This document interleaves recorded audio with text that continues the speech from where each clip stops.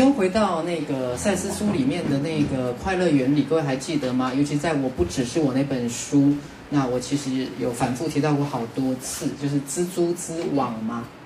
好，那基本上蜘蛛之网它最原始的出发点不是为了赚钱，也不是为了抓到食物，它最原始的目的有点像刚琼英讲的，因着它的特质。让他生命的价值完成，因着他认识他是谁，因着他跟宇宙的1对1的一个连接，因为他被宇宙的能量创造成蜘蛛，他身为蜘蛛，那蜘蛛的本能就是去展现身为一只蜘蛛的特色，所以他跟着快乐原理，那是他的本能，那是他的擅长，他的配备。好，把他大大的肚子啦，他的吐司啦，他的脚啦，有没有？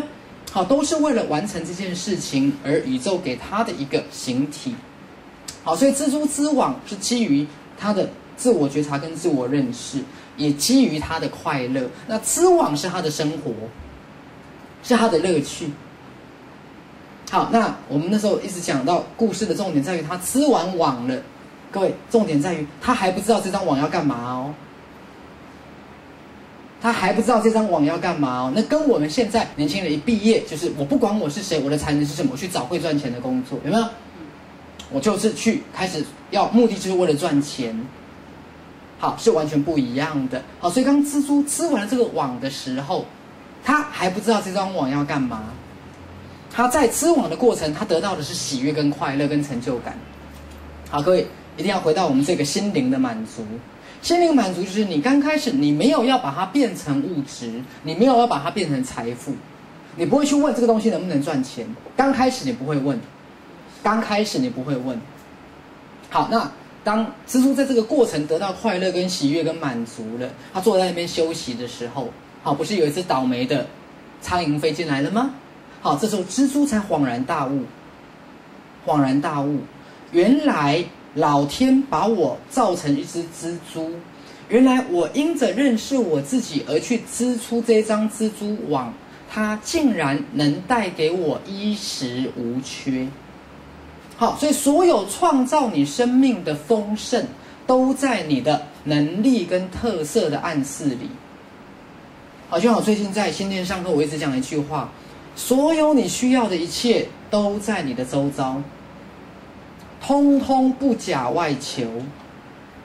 好，你的生活就是能量跟物质的交汇之处，你的当下的生活就是灵性与人性的交汇之处，你当下的生活就是灵性、心灵与肉体的交汇之处。所以在你当下的生活有着你所有需要的一切。来，各位，这句话就是要让各位你们心灵富足了。因为你真正的富足是不能由外而内的，它一定得由内而外。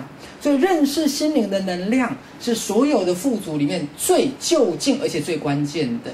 那回到那只蜘蛛，它织网不是为了食物，不是为了钱，他是因为他想这样做，那是他的特色、他的使命、他的专长、他的喜乐。而后来当他展现了他自己的才能的时候，竟然能带给他衣食无缺。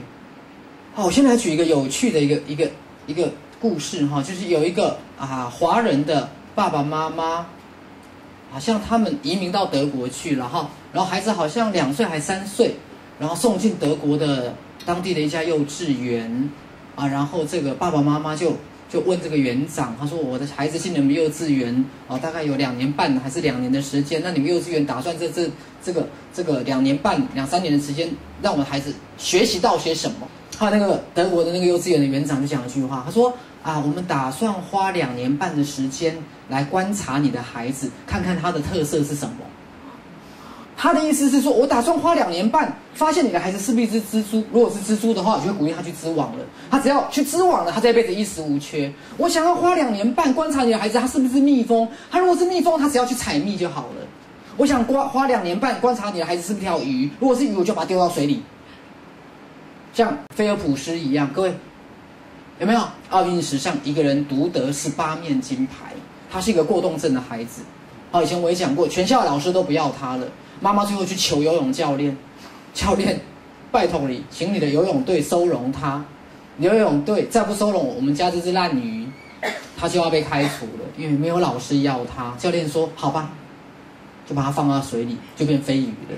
好，各位，我要讲的，找到你的特色，远比你功课每一科都很好，考上建中、考上台大，或是去念哈佛，真是他妈的重要多了。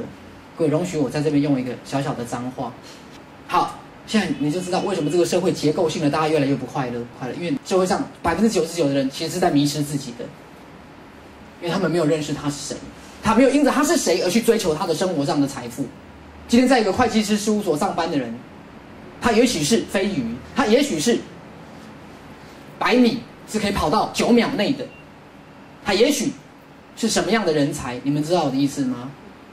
因为我们的教育从头到尾，他要让你去学那些东西，但是我们说的东西都不对，跟什么东西都不要学，各位不对。像心中的小星星，那个孩子后来他的绘画天分出来了，被肯定被鼓励的，请问他其他科目有没有开始进步？好，在座每一个人都是被糟蹋了的天才，真的，我没有骗你们。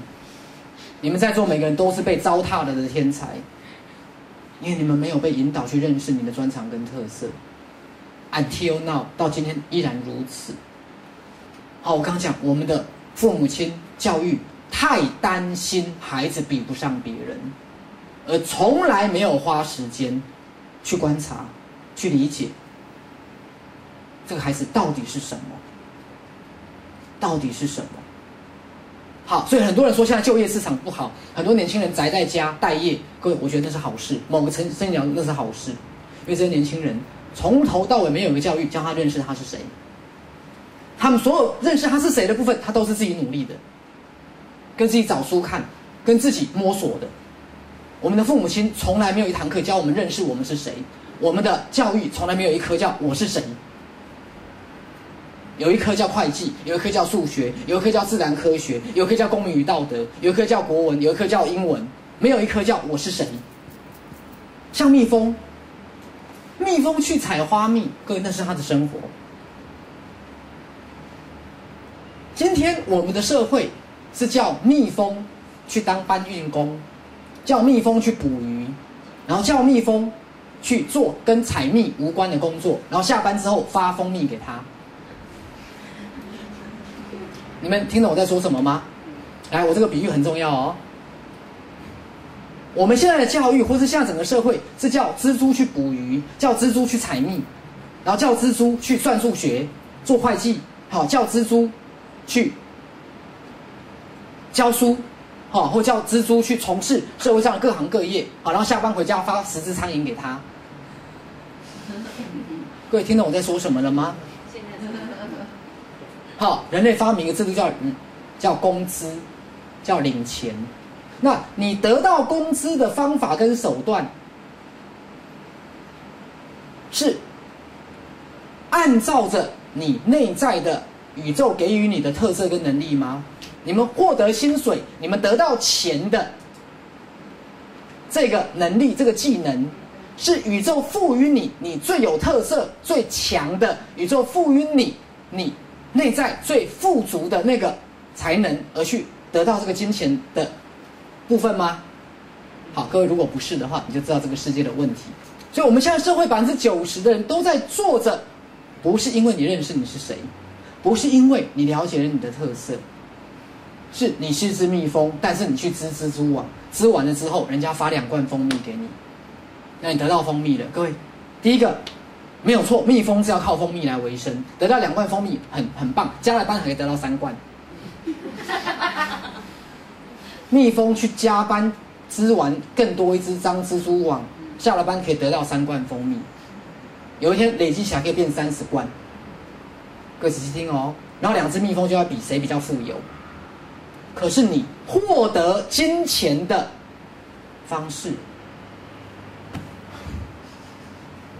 你获得金钱的那个时间、那个投入，有带给你快乐吗？有带给你成就感吗？有带给你人活着真是他妈的有意义吗？还是你的工作其实是不喜欢的、不快乐的？你只是为了下了班可以得到那2罐蜂蜜。如果你没有过着属于你的人生，你所获得的任何的财富，对你都只是更大的羞辱。